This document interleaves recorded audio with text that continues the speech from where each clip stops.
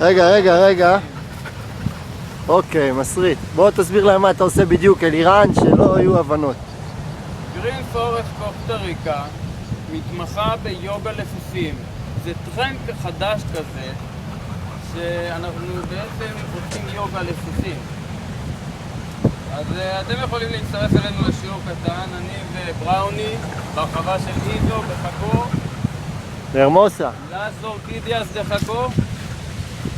ואנחנו מתחילים במשט קטן, הולכים לאגן בשר של הסוס ולוחצים עליו.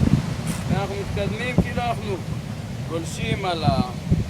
אבל אם הוא זז, להגיד לו שירגע. רגע.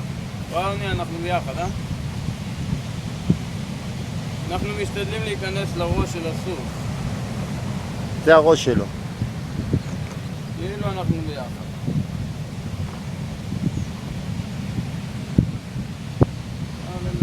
לנתק קשר עין, רק לבדוק שהסוס עדיין איתנו.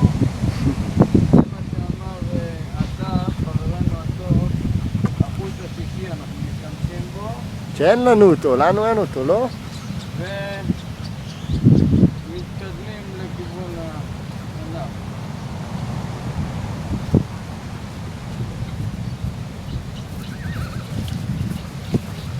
אנחנו באותו ראש של בראוני. בראוני, אתה לא זז.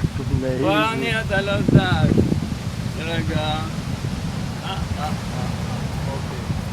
ואנחנו מתקדמים. בראוני אוהב את הדברים האלה. כן, אני עושה לו מסאז'. הוא עשה לו עכשיו מסאז', יוגה.